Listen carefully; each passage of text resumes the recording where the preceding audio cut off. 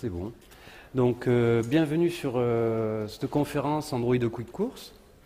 Donc, je vais essayer de vous présenter le plus sereinement possible un peu tous les aspects du développement sous Android, de manière à ce que vous ayez en tête, soit quand vous montez en compétence, soit quand vous avez à concevoir des architectures, l'idée globale de qu'est-ce que le développement sous Android. Donc, pour ça, d'abord, je vais vous présenter Android et le monde de l'IT, qui va vous permettre de vous faire en 3 slides une vision globale de l'écosystème Android de manière mondiale. Puis après, on va attaquer ce qui m'intéresse plus, moi, c'est l'aspect programmation. Donc on va commencer par une activité. C'est un peu le point central de vos applications Android. Les activités, c'est ce que l'utilisateur va voir. Une fois qu'on aura vu comment ça se place une activité, donc je vais vous présenter les acteurs du système, les activités, les content providers, les services, grosso modo pour que vous ayez une idée globale de comment sont agencés les composants.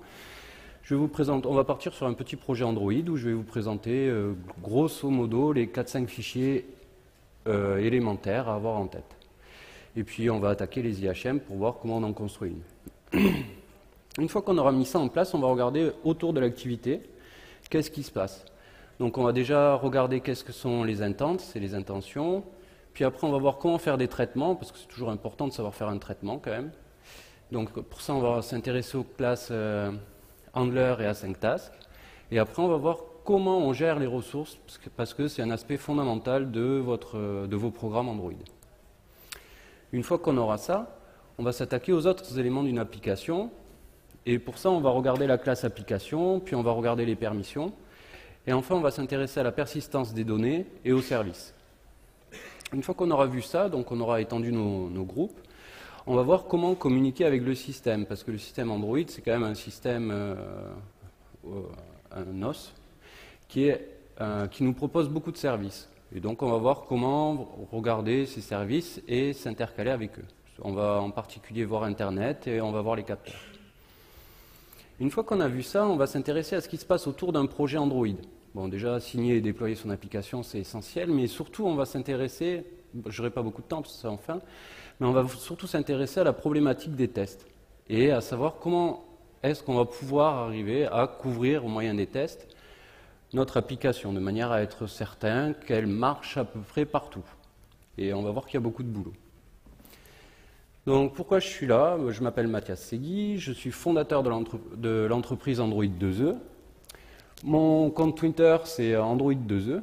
2E, c'est pour... avant, on avait J2E, et puis je me suis dit, lançons Android 2E pour 2 Enterprise Edition. Comme ça, en plus, on s'en souvient. Et puis, c'est l'objectif, quoi. Alors, grosso modo, en 2003, moi, j'ai eu un doctorat de mathématiques fondamentales, et puis, vu que j'avais pas beaucoup envie de voyager de ma ville natale, qui était Toulouse, je suis allé faire un master en informatique à l'ENSET. Et je suis parti, du coup, vu qu'il y avait du boulot sur Toulouse en informatique, je suis parti développeur là-dedans. Donc j'ai fait plein de projets, pour la DGA, le CNES, Airbus. Et en 2010, j'ai fini par être directeur technique de l'entreprise dans laquelle j'étais, qui était ST Informatique Service. Et là, en fin 2010, j'ai commencé à m'intéresser à Android. J'ai écrit 3 bouquins de programmation dessus. Parce que c'est ma façon à moi d'assimiler les connaissances, c'est d'écrire. Ils sont disponibles sur android2e.com. Et puis, mi-2011, je me suis dit, non, maintenant je vais me lancer tout seul sur Android, parce que c'est ça qui me plaît.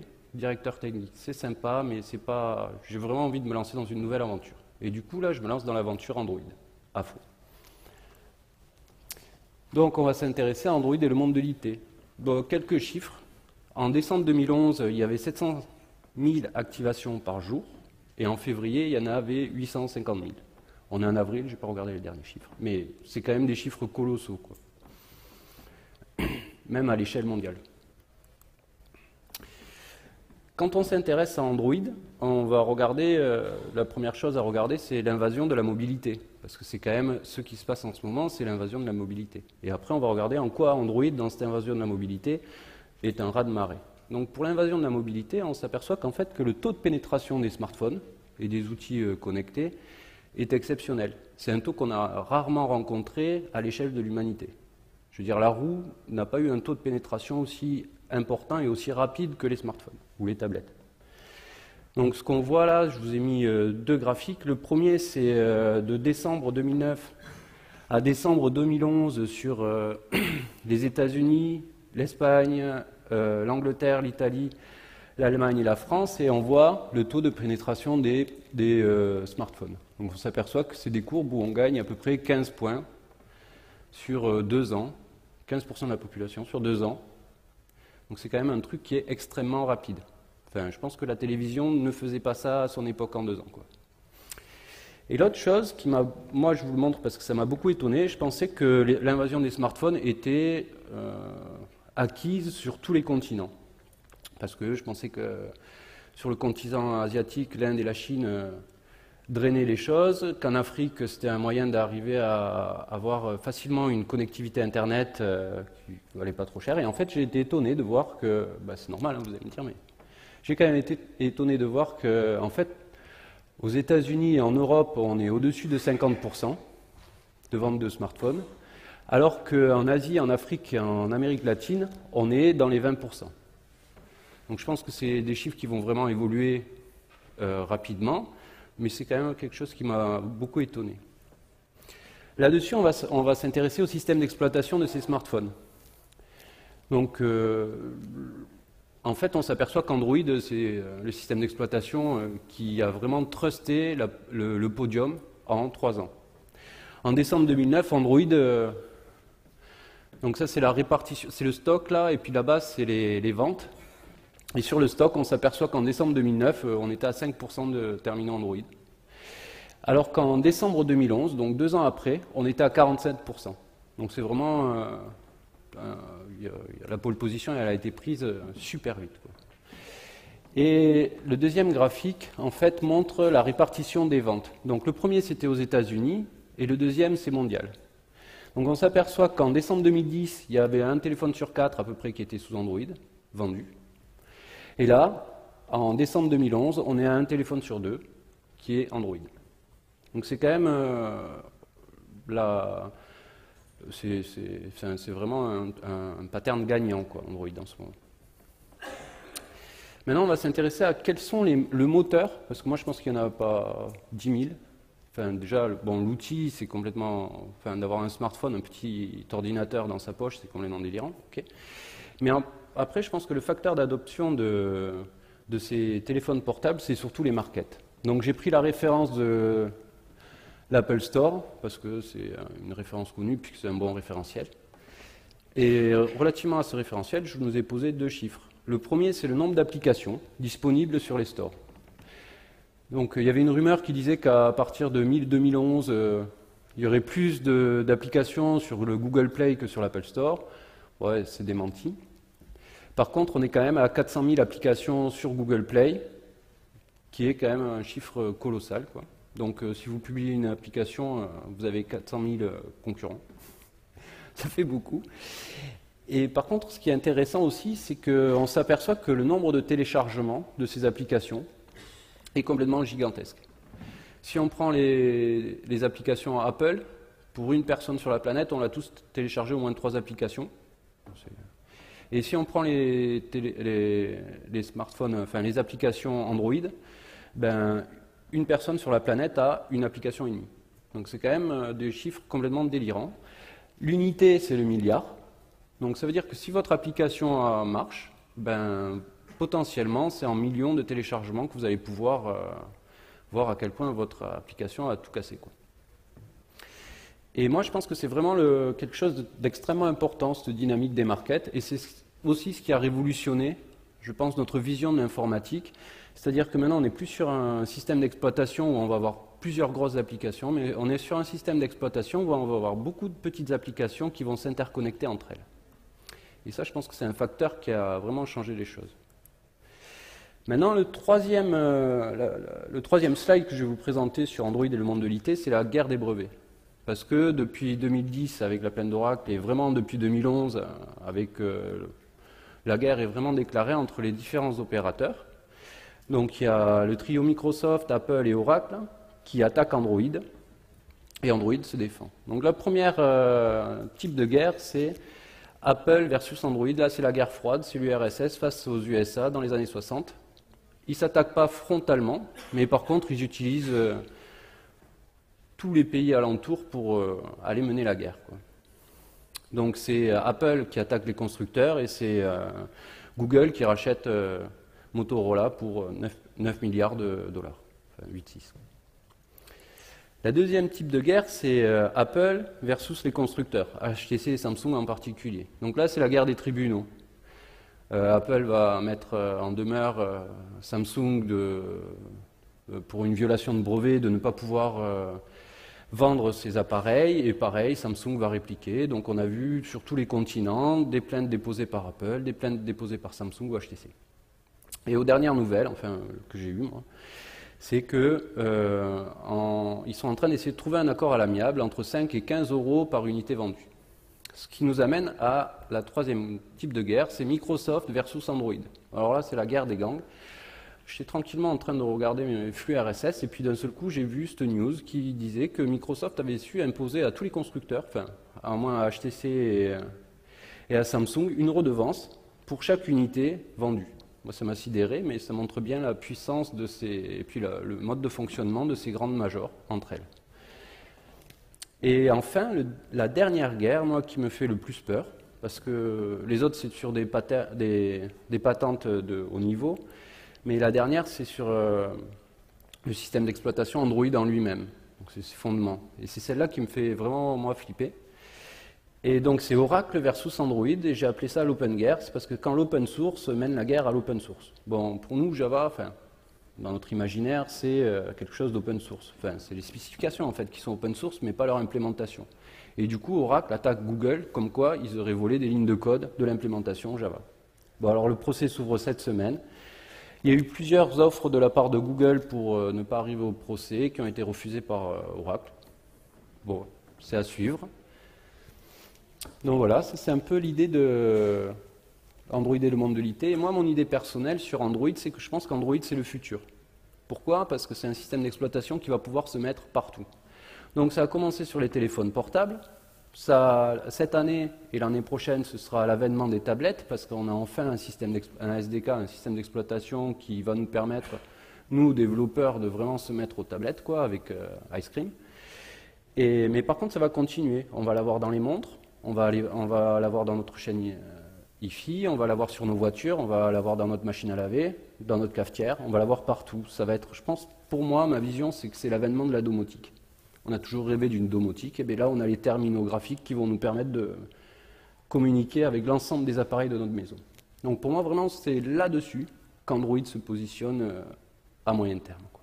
Et c'est vraiment ce que je trouve intéressant. Donc pour moi, Android, c'est une nouvelle évolution, et je pense que vraiment, c'est intéressant que les acteurs de l'informatique que nous sommes s'y intéressions vraiment, quoi. Allez, on va s'intéresser à la programmation. Bon, alors la première partie, ça va être mettre en place une activité. Donc je vais vous donner les règles, qui sont pour moi les règles de programmation sous Android.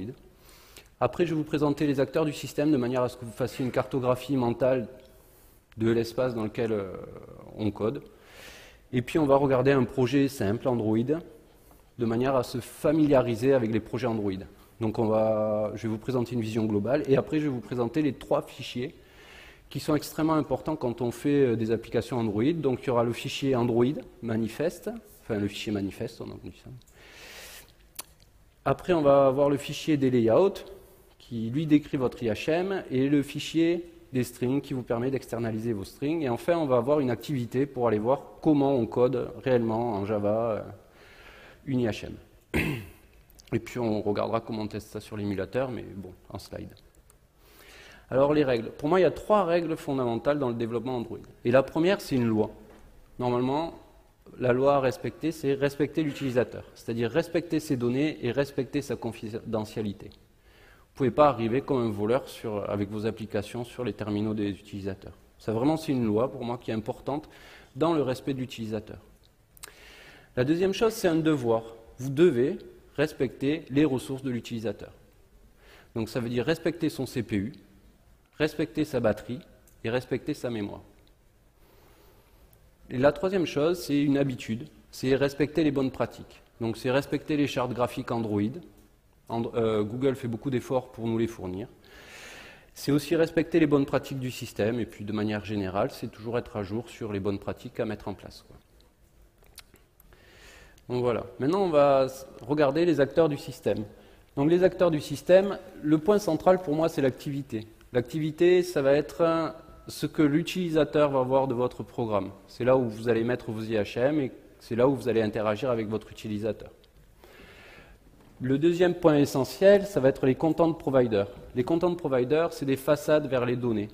Donc grosso modo, vous voulez manipuler une donnée, donc vous définissez la donnée que vous voulez manipuler, type contact, avec un URI, et derrière vous allez donner une action, genre je veux faire une insertion, ou je veux la lire, ou je veux, enfin une action crude, quoi. Vous allez envoyer ça dans le système, et le système va réussir tout seul à trouver le content provider qui va faire votre action sur les données. Et vous renverra le résultat. Donc c'est vraiment une façade qui est mise en place pour accéder aux données. Le troisième chose, c'est les services. Les services, ce sont des programmes qui tournent dans vos applications, mais qui n'ont pas d'IHM. Ça permet de faire énormément de choses intéressantes, comme par exemple, quand on parle service, l'exemple qu'on a, c'est le lecteur de musique. On lance la musique, on n'est pas obligé d'avoir l'activité. On aimerait bien pouvoir aller lire ses mails en continuant d'écouter sa musique. Donc on quitte l'activité pour aller lire ses mails, la musique continue, elle continue grâce à un service. Voilà, donc ça c'est l'exemple à avoir en tête pour les services. Et enfin, la dernière chose de ce système, c'est les intents. Les intents, c'est le support événementiel au niveau des composants Android. Ça va vous permettre de parler d'un composant à un autre. Ça va vous permettre, à partir d'une activité, de lancer une autre activité. Ça va vous permettre de partager des données entre les différents composants de votre application, entre les services et les activités, entre les activités en elles-mêmes. Une activité, si elle veut pouvoir écouter ce que lui dit une autre activité ou quels sont les messages qui lui sont envoyés, il lui faut des oreilles. Et on a appelé ces oreilles le broadcast receiver. C'est lui qui va écouter les intentions qui sont envoyées par le système et qui va les traiter. Donc la structure d'un projet Android, maintenant qu'on a vu une vision globale, on va attaquer la structure d'un projet Android. Elle est toute simple, hein. Donc on reconnaît le dossier des sources, tout là-haut. Dessous, il y a le dossier gen, c'est le dossier des ressources compilées. Pour accéder à vos ressources, votre SDK va faire une compilation de vos ressources de manière à mettre des pointeurs vers vos ressources. Donc ça, ce fichier sera dans le dossier gen. Donc vous n'avez jamais à y aller.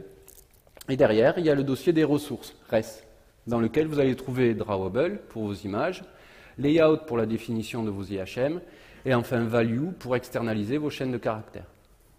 Et après, l'autre élément qui est important dans cette structure, c'est ici l'Android Manifest. Donc l'Android Manifest, c'est le centre névralgique de votre application. Il décrit les besoins de votre application en termes de SDK, de compatibilité matérielle, d'API utilisées et d'utilisation de services. Grosso modo, c'est lui qui va décrire que fait votre application au système. C'est-à-dire vous allez décrire tous les composants de votre système, donc tous les services, tous les content providers, quels sont les intents auxquels vous réagissez, quelles sont les activités auxquelles vous réagissez. Si vous avez besoin de permission pour accéder à quelque chose, c'est là où vous les déclarez. Enfin, vraiment, c'est là où vous allez décrire profondément votre application au système. Il faut voir que ce manifeste sera aussi analysé par Google Play pour savoir quels sont les devices compatibles avec votre application. Donc c'est vraiment un fichier qu'il faut choyer et dans lequel de toute façon vous allez être obligé de décrire votre application. Donc ce manifeste, un manifeste tout bête, c'est celui-là, c'est celui que vous faites quand vous lancez un Hello World. Donc vous allez décrire votre application, vous allez décrire son package, son nom, sa version. Donc la version, il y a un version code qui est un entier, puis un version name où vous allez pouvoir mettre le nom de votre version, un icône pour le présenter à l'utilisateur, un label pour, pareil, le présenter à l'utilisateur et lui donner un nom. Et après, vous allez décrire la liste des activités qui peuplent votre application. Là, il n'y en a qu'une, elle s'appelle Radio Bouton Tuto. Et vous allez aussi décrire les intentions auxquelles chaque activité répond. Donc là, c'est dans la balise intent filter, et l'intention auquel je vais répondre s'appelle main, et elle est dans la catégorie des launchers. C'est grosso modo, c'est quand je suis sur l'écran d'accueil que l'utilisateur va appuyer sur mon application, ce sera l'activité qui sera lancée par défaut. Voilà, et après vous pouvez aussi déclarer, donc ce que je vous disais, les services, les content providers, les permissions et les éléments matériels dont vous avez besoin. Si vous avez besoin d'une caméra, c'est là que vous allez le déclarer. Et enfin, vous allez déclarer quelle est la version minimale du SDK sur lequel votre application va pouvoir fonctionner. Ça, c'est extrêmement important. Donc voilà, ça c'est un fichier manifeste. Maintenant, le fichier des layouts. Alors le fichier des layouts, en fait, avec Android, ce qui est préconisé, vous pouvez ne pas le faire, mais ce qui est préconisé, c'est de décrire vos interfaces graphiques dans des fichiers XML. Et ça, c'est les fichiers des layouts. Ça va vous permettre, comme ça ressemble beaucoup au Swing, sauf que c'est du XML. Donc vous allez placer vos composants graphiques au sein de layout, et vous allez agencer vos composants graphiques les uns par rapport aux autres. De manière générale, toutes vos balises, vous décrirez la façon dont ils remplissent l'espace avec les layout white et les layout 8. Vous allez donner un identifiant à vos composants graphiques si vous voulez les récupérer dans votre code Java, sinon vous n'arriverez pas à retrouver un pointeur dessus, vers eux. Souvent, on donne quel est le texte à afficher à un composant graphique, donc ça c'est la balise Android texte. Et enfin, vous allez donner le poids de votre composant, c'est-à-dire quand il reste de l'espace dans votre interface graphique, quelle part de cet espace va récupérer votre composant. Donc ce fichier est interprété par votre activité pour construire les HM. Pour faire ça, vous appelez la méthode setContentView et vous passez l'adresse de votre fichier de layout. R parce que c'est une ressource, layout parce que c'est dans le dossier des layouts, et main parce que c'est mon fichier main.xml. Donc c'est vraiment un pass, quoi. La deuxième chose que vous pouvez faire, que vous faites souvent, qu'on va faire, c'est on va récupérer un composant graphique. Pour ça, on appelle la méthode findViewById, donc retrouver la vue en fonction de son identifiant.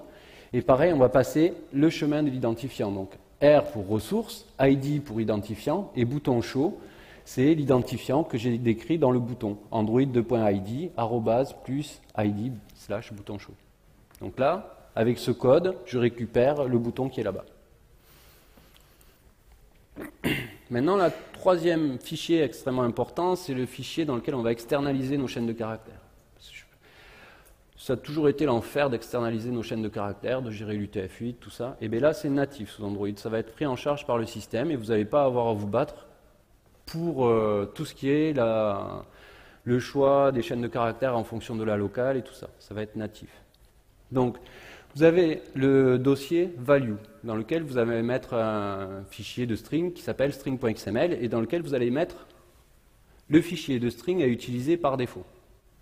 Donc là, vous décrivez vos strings, c'est-à-dire un nom, le nom de la chaîne de caractères et une valeur, la valeur de la chaîne de caractères. Et après, vous allez pouvoir retrouver cette chaîne de caractères soit dans vos fichiers XML en utilisant le @string/ le nom de la chaîne de caractères, soit dans votre code Java en faisant un getString r.string.lo. Ce qui est intéressant là-dedans, c'est l'internationalisation. Donc déjà, externaliser ces chaînes de caractères, c'est une très bonne pratique qui est quasiment obligatoire. Enfin, si vous avez un stagiaire qui ne les externalise pas, vous allez commencer à lui expliquer qu'il faut le faire, quoi. Et donc déjà, ça c'est une très bonne chose de le mettre de manière naturelle dans la programmation, mais après ils ont fait aussi une excellente chose, c'est de pouvoir internationaliser ça de manière transparente. Donc vous voulez écrire vos chaînes de caractères pour la locale française, vous allez créer un dossier qui s'appelle value-fr et vous allez mettre votre fichier string.xml dedans. Et ce fichier string, vous allez garder les mêmes clés pour les noms de vos chaînes de caractères. Par contre, vous allez traduire les chaînes de caractères. Et de manière native, le système va détecter la locale de l'utilisateur et charger le bon fichier pour afficher les bonnes chaînes de caractères. Et vous ne verrez rien. Vous n'aurez pas à le modifier en code Java. Et ça, c'est super. Ça veut dire quand même que le fichier value et value/string est toujours là. Parce que vous n'allez pas pouvoir couvrir toutes les chaînes de caractères. Donc il faut que le fichier des chaînes de caractères par défaut existe. Maintenant qu'on a vu le fichier manifeste, comment décrire des composants graphiques et externaliser ces chaînes de caractères, on va s'intéresser à une activité. Alors, pour ceux qui ont fait du swing, c'est quasiment pareil. Vous avez les mêmes composants, vous avez quasiment les mêmes méthodes, vous allez pouvoir faire exactement ce que vous faisiez en swing. Donc ça, c'est la bonne nouvelle. Les différences notables, c'est juste que l'agencement de vos composants, vous n'allez pas le faire en code Java, vous allez récupérer votre fichier XML en appelant la méthode setContentView. Et après, pour récupérer vos composants, vous allez faire un findViewById pour récupérer le composant. Et votre classe activité, donc l'activité c'est la classe principale qui va afficher les composants graphiques aux utilisateurs et qui va interagir avec l'utilisateur, elle étant la classe activity. Dans le code à droite là, à gauche, à droite, je vous ai mis juste une activité qui affiche un bouton qui s'incrémente. Donc on voit que ma main activity extend activity et que dans la méthode onCreate, que je vais vous expliquer ce que c'est tout à l'heure, vous faites un premier appel au super, normal, et derrière vous construisez votre IHM en faisant un setContentView et vous passez le chemin de votre layout. Dessous, vous récupérez votre bouton en faisant un findViewById. Et une fois que vous avez votre bouton, vous faites comme d'habitude. Vous lui associez un listener. Alors le listener, ici, j'ai mis 10 pour l'exemple, parce que mon activité, elle implémente le ViewOnClickListener. Okay. Et derrière, je lui affecte un texte, bonjour. Et dans ma méthode onClick, qui est l'implémentation du ViewOnClickListener, j'ai juste fait une incrémentation du compteur, et puis j'ai pris mon bouton et je lui ai affecté la chaîne de caractères hello plus le nombre de clics qu'il y a eu dessus. Donc voilà, c'est assez basique, quoi, hein. Il n'y a pas, si vous avez fait du swing, vous y reconnaissez facilement. Par contre, là où ça change fortement de swing, c'est que vous avez un cycle de vie associé à une activité, qui est une notion vraiment fondamentale quand vous faites du développement Android. Alors le système, pour des raisons de priorisation, peut à tout moment détruire votre activité. Typiquement, il y a un coup de téléphone qui arrive, votre activité, il faut qu'elle parte. Donc, vous, quand vous faites de la programmation sous Android, vous ne pouvez pas penser que votre activité va pouvoir vivre en permanence. Avant, on faisait des applications swing, et ce n'était pas grave si elles prenaient 30 secondes pour s'initialiser. Là, ça devient grave. Vous ne pouvez pas vous permettre d'avoir des initialisations qui durent 30 ans, quoi. Donc, il faut vraiment avoir en tête cette problématique de destruction de l'activité qui peut arriver à tout instant. Et surtout de légèreté de la reconstruction. Et puis aussi de la persistance des données quand vous avez détruit votre activité pour la recréer, quoi. Donc il y a 4 états. Il y a actif, votre activité en premier plan et peut interagir avec l'utilisateur. En pause, l'activité est lancée mais quelqu'un lui a piqué le focus.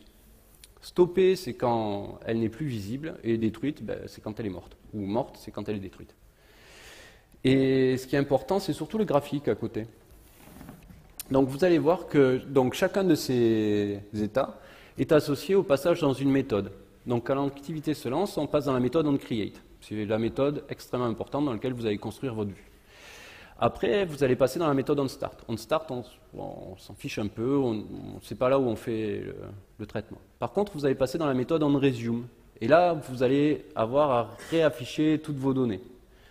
Tout remettre à jour, recharger tous vos... de manière à ce que l'utilisateur ne soit pas perdu.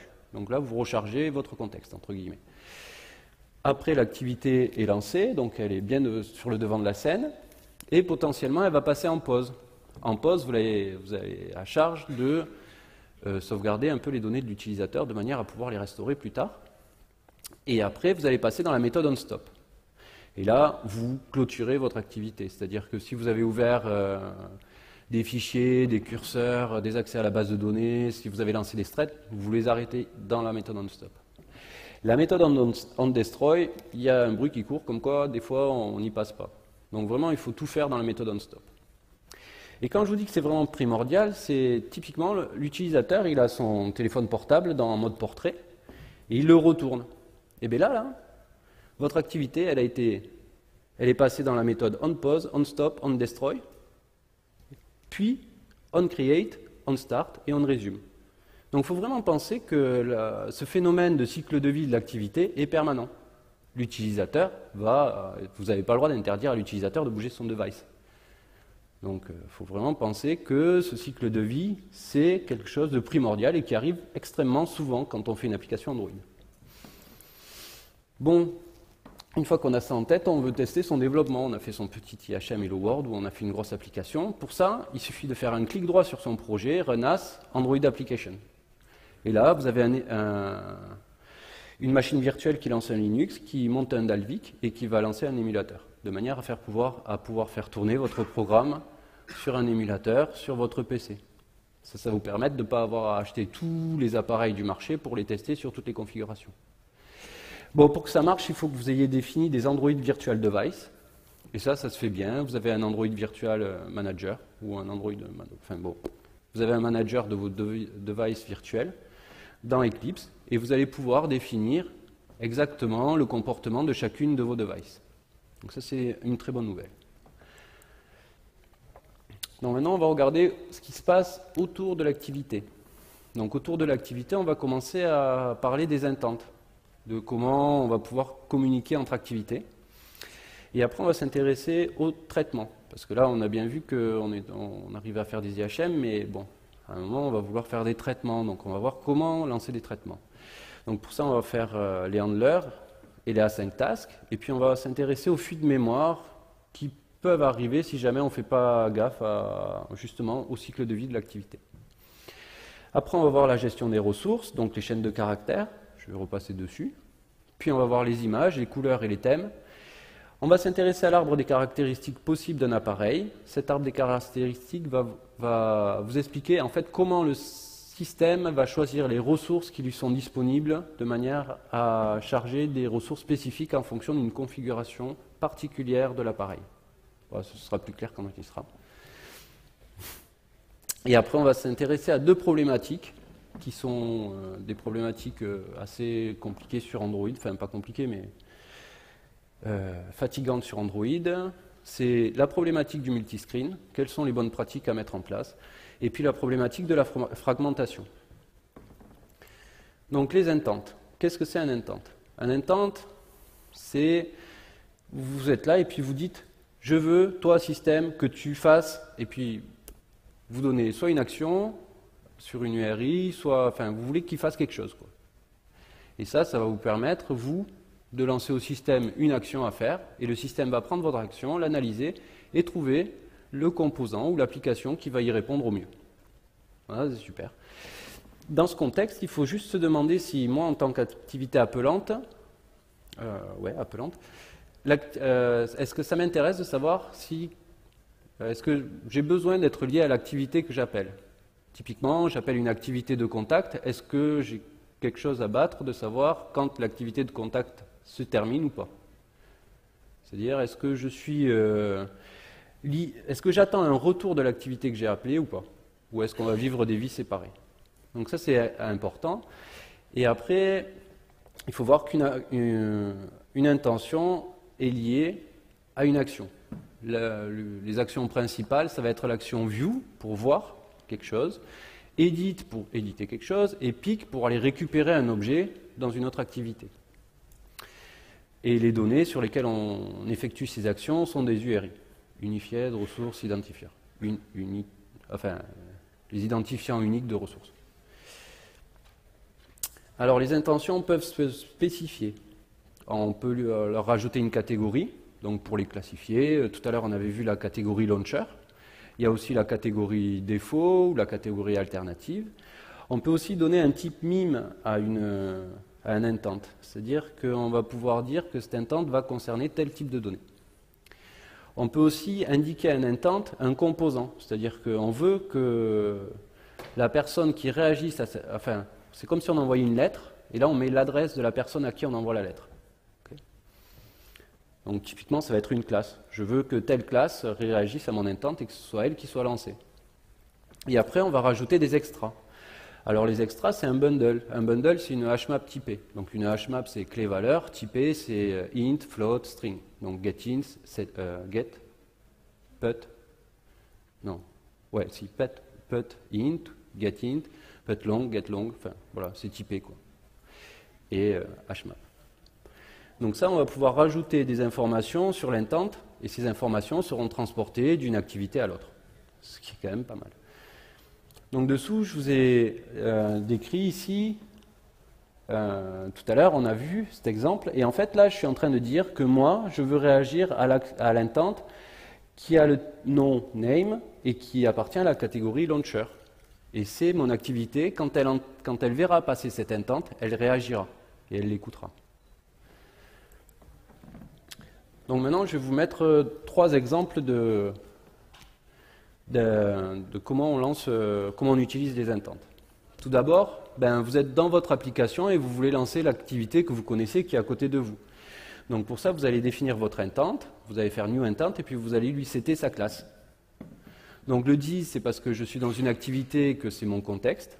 Et à côté, otherActivity.class, c'est la classe qui va réagir à mon intention. Et pour lancer l'intent dans le système, j'ai plus qu'à faire start activity et je lui passe mon intent.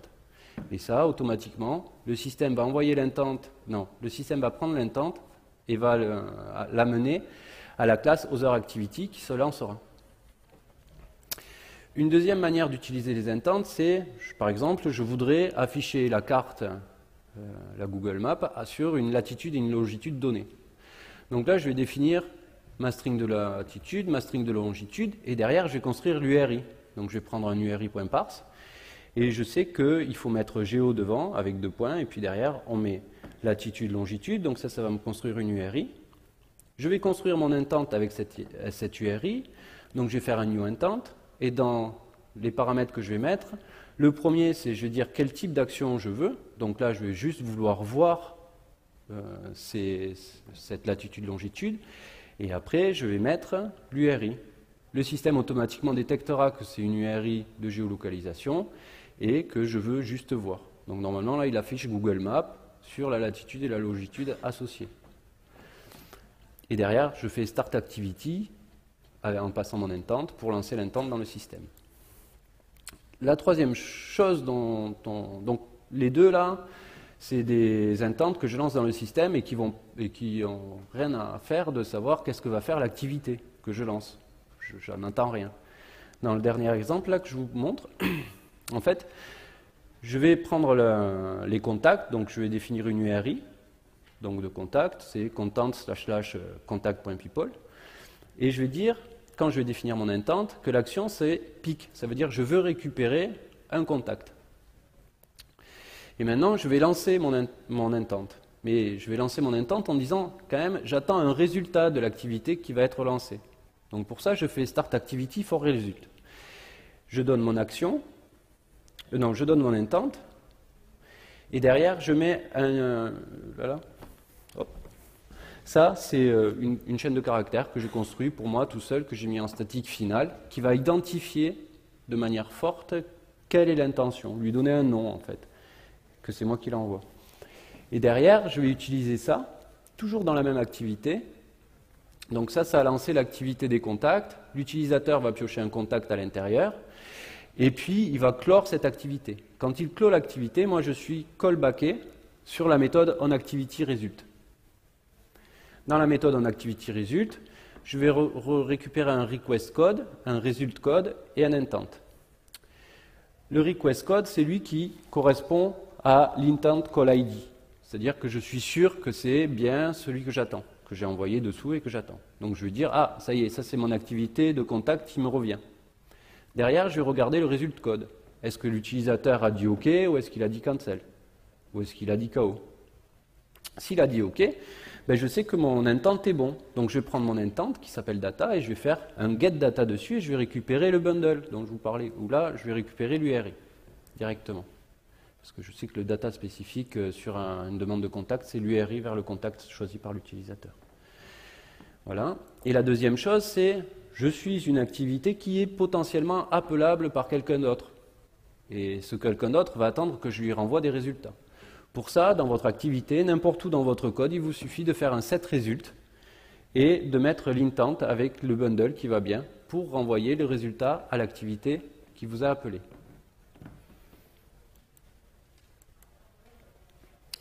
Maintenant qu'on a vu les intents, on va voir les traitements, donc handler et async task. Ce qu'il faut savoir, c'est que si une activité ne réagit pas dans les 5 secondes, le système d'exploitation s'en aperçoit et la tue. Avant, en swing par exemple, si une activité, si votre écran gèle pendant 10 secondes, ben, c'est l'utilisateur qui tue votre application. Là, c'est 5 secondes et c'est l'Activity Manager. Donc ce qu'il faut voir là-dessus, c'est que en fait, vous ne pouvez pas lancer de traitement dans votre thread d'IHM, parce que ça va geler votre IHM, normal.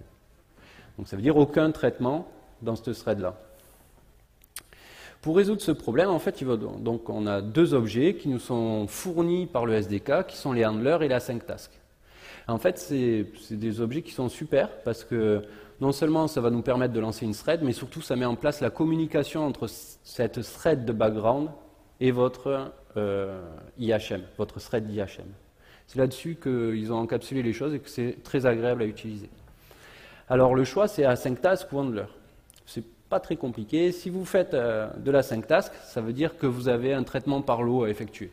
Vous connaissez l'ensemble des lots à traiter, et à chaque fois que vous avez fait un traitement, une partie du traitement, typiquement c'est charger des URI ou des URL ou des images sur le web, c'est l'exemple parfait.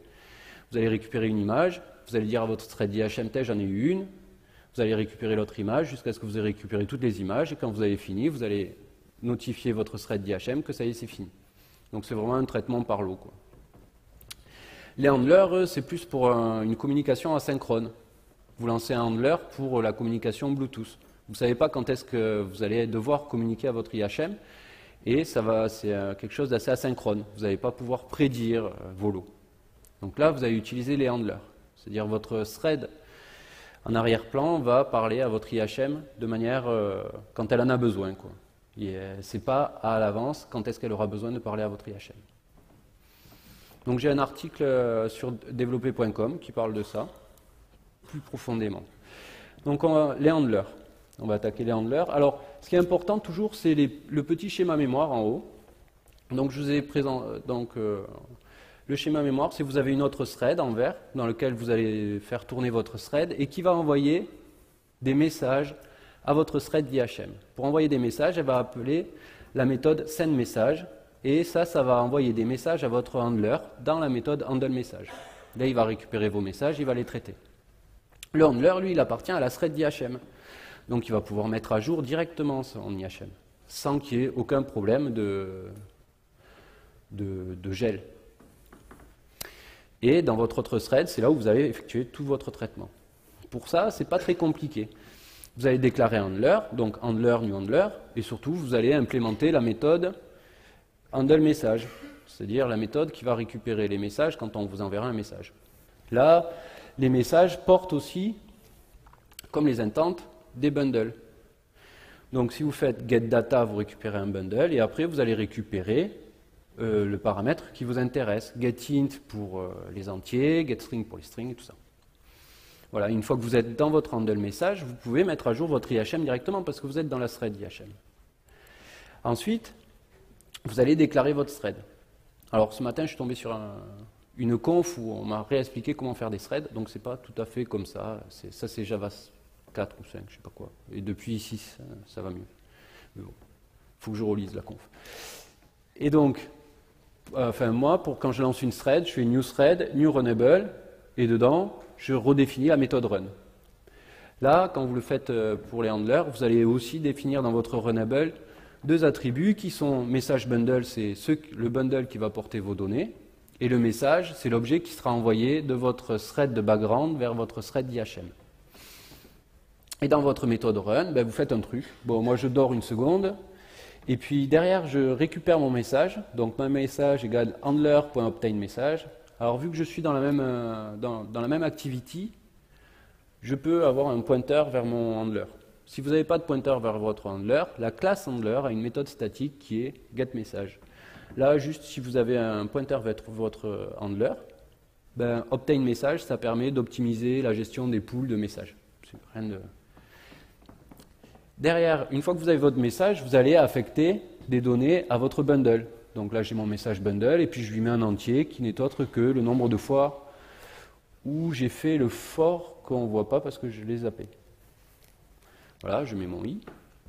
Derrière, mon message, my message, je lui affecte ces données en lui passant le bundle. Et j'ai plus qu'à faire handler.sendMessage en lui passant mon message. Et là, donc ça c'est toute la définition du mon message et du bundle. Et quand je fais handler.sendMessage, eh bien, ça l'envoie directement à la méthode handleMessage. Et là, vous faites votre traitement. Donc c'est un joli pattern pour arriver à faire communiquer une thread de background avec une thread IHM, tout en respectant le fait que vous ne faites aucun traitement dans votre thread d'IHM. Maintenant, les async tasks, c'est aussi facile, c'est même presque plus facile. La seule chose, c'est qu'il faut avoir le schéma mémoire dessous. Donc on a notre autre thread en bleu cette fois-ci, et votre thread d'IHM en vert. Dans votre thread d'IHM, vous avez votre activity, et ce qui est étonnant, c'est que votre async task, en fait, elle court sur les deux threads. Vous allez avoir la méthode doInBackground qui s'exécute dans la thread de background, alors que les méthodes onProgressUpdate et onPostExecute, elles, s'exécutent dans votre thread d'IHM. Pour utiliser une async task, en fait, il suffit de la dériver. Donc vous prenez, vous créez une classe, votre async task à vous, qui extend async task. Et par contre, vous allez tomber sur 3 paramètres génériques. Donc le premier, c'est param. C'est quel type d'objet vous allez envoyer à votre méthode doItBackground. La méthode doItBackground, c'est celle qui exécute le traitement. Le deuxième paramètre, c'est progress. Donc c'est quel type d'objet. Donc vous pouvez mettre int, string, long, ou vos objets à vous, Donc le deuxième paramètre, c'est progress. Et le progress, c'est quel type d'objet vous allez envoyer à votre méthode onProgressUpdate à chaque fois que vous aurez terminé le traitement d'un lot. Et enfin, le dernier paramètre, c'est result. C'est quel est le type d'objet que vous allez renvoyer à votre méthode onPostExecute quand votre traitement sera complètement fini. Donc un exemple, c'est mieux qu'un grand discours. Donc, dans ma méthode, donc j'ai pris une async task, je l'ai étendue en faisant myAsyncTask. Les 3 paramètres, j'ai mis void parce que j'ai besoin de rien dans ma méthode doInBackground. Integer parce que c'est ce que je vais passer comme paramètre à ma méthode onProgressUpdate. Et string parce que c'est le type de paramètre que je vais envoyer à ma méthode onPostExecute. Dans ma méthode string doInBackground, qu'est-ce que je fais? Je fais un while, je tourne 20 fois, j'incrémente un compteur, je dors et je publie ma progression en utilisant la méthode publishProgress. Quand je mets cette méthode, quand j'appelle cette méthode, en fait, ce qui se passe, c'est que je change de thread et j'appelle la méthode onProgressUpdate en lui passant les paramètres les mêmes. Dans ma méthode onProgressUpdate, vu que je suis dans la thread d'IHM, je peux mettre à jour mon IHM. Donc là, j'ai pris ma progress bar et je l'ai incrémenté par le premier élément du tableau. Quand j'ai fini mon traitement, que ce soit parce que j'ai pris une grosse exception dans les dents, ou parce que j'ai fini proprement mon traitement, je fais un return. Le return appellera automatiquement la méthode onPostExecute, qui signalera à l'IHM que le traitement est fini. Si j'ai fait une grosse erreur, je peux lui afficher l'exception ou faire quelque chose d'intelligent. Et si tout va bien, je peux faire quelque chose d'intelligent. Bon, là, j'ai fait des trucs bêtes où j'ai affiché un message. Et pour lancer votre async task, vous faites un new async dans votre onCreate de votre activity, ou dans votre onResume, ça dépend où est-ce que vous voulez la placer. Vous faites un new async task et puis vous faites un .execute dessus. Et ça lancera automatiquement votre traitement. Moi, j'ai une async task avec void, donc je n'ai pas besoin de lui passer de paramètres. Voilà. Donc, thread et cycle de vie. C'est important à avoir en tête. Donc, très bien, j'ai un traitement, j'ai utilisé le pattern des handlers pour le mettre en place. Donc, je suis là, je suis content. J'ai une activité qui a un handler, une thread de background qui envoie des messages à mon handler pour mettre à jour mon IHM. Là, l'utilisateur, il prend son device, il le tourne. Donc, je passe effectivement dans la méthode onDestroy et onCreate. Et qu'est-ce qui s'est passé après, une fois que j'ai été recréé? Ma thread de background, je lui ai rien dit. Elle n'est pas au courant, elle, qu'il s'est passé quelque chose. Donc, du coup, elle continue à tourner. Elle pointe vers le handler. Donc, du coup, le handler, il est toujours là.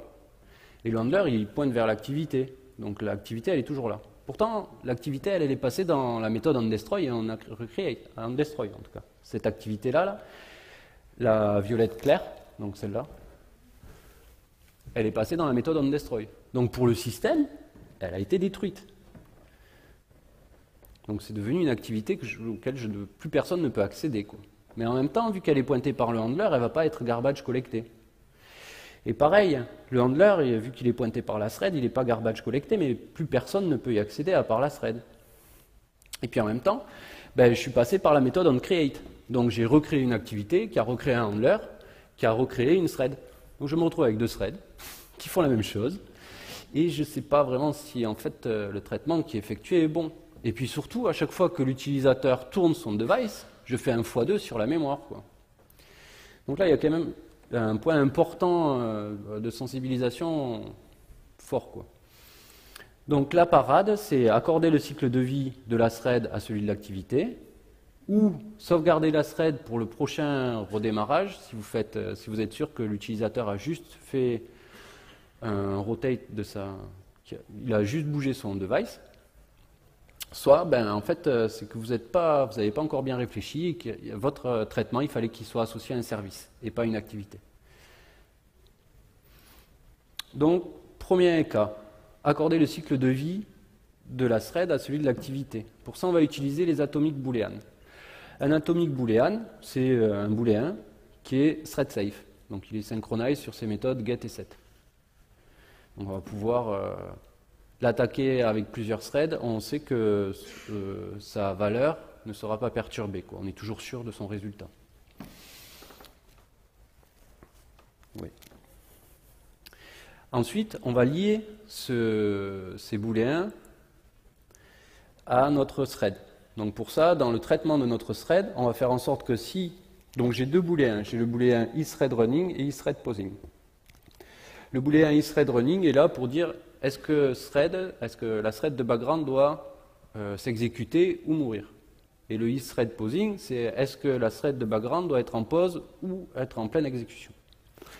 Donc pour ça, quand vous déclarez votre thread dans votre méthode run, quel que soit le traitement, il faut faire en sorte que votre booléen isThreadRunning, s'il passe à false, votre traitement s'arrête. Et si le booléen isThreadPausing passe à false, vous vous mettez en mode pause dans votre traitement. Ça, c'est important. Et après, une fois que vous avez défini ça, il vous suffit de lier ces booléens au cycle de vie de votre activité. Donc, dans la méthode onCreate, vous allez dire que isThreadRunning égale vrai. Dans votre méthode onDestroy, vous allez dire que isThreadRunning égale faux. Dans votre méthode onPause, vous allez dire que isThreadRunning est à pause. Et puis, dans votre méthode onResume, vous allez dire que votre isThreadPausing est à true. Et si vous mettez ça en très peu de lignes de code, vous êtes assuré d'avoir une liaison forte entre le cycle de vie de votre activité et votre thread. Donc ça, c'est un premier pattern. Le deuxième pattern, c'est l'utilisation de la méthode onRetaiNonConfigurationInstance. J'en parle en fait plus pour parler de la méthode onRetaiNConfigurationInstance parce que je pense que c'est une erreur de l'utiliser sur une activité. Je pense que si vous en êtes là sur votre activité, c'est qu'en fait vous deviez mettre en place un service, que vous avez raté un truc dans votre architecture. Mais j'en parle quand même parce que cette méthode est super intéressante. Elle vous permet de renvoyer un objet entre l'activité au moment où elle est détruite vers l'activité au moment où elle va être recréée. Si vous avez une activité qui est morte, qui est en train de mourir, elle meurt, et puis pile, elle est reconstruite. Donc elle est reconstruite, et bien là vous avez la capacité d'envoyer un objet de l'activité mourante vers l'activité naissante. Ça c'est bien, des fois c'est super utile. Donc là, dans mon onRetaiNonConfigurationInstance, je renvoie ma thread. Et dans ma méthode onCreate, j'appelle getLastNonConfigurationInstance pour récupérer cette thread-là. Bon, il faut tester si c'est nul ou pas et s'adapter en fonction, mais ça vous permet d'avoir le schéma mémoire à droite là. C'est-à-dire que dans votre thread de traitement, elle va rester après la onDestroy et onCreate, et par contre, votre activité et votre handler vont être recréés, et les deux autres vont être libérés. Bon, si vous utilisez le code que j'ai mis en l'état, c'est pareil, vous allez générer des fuites mémoire, parce qu'il faut pousser un peu les choses, il faut synchroniser pas mal de trucs, il faut aussi vérifier que si l'activité elle est morte définitivement, votre thread elle s'arrête, enfin, bon, il y a du boulot quoi. Mais ça a l'avantage de vous présenter au moins cette méthode. Et il faut aussi savoir que depuis Honeycomb, donc l'API level 11, cette méthode est déprecate. Il faut utiliser les fragment.setRetaininstance. Mais le principe est le même. Il n'y a pas de... C'est vraiment, on a un outil qui nous permet d'envoyer des objets d'une activité mourante vers elle-même quand elle va renaître.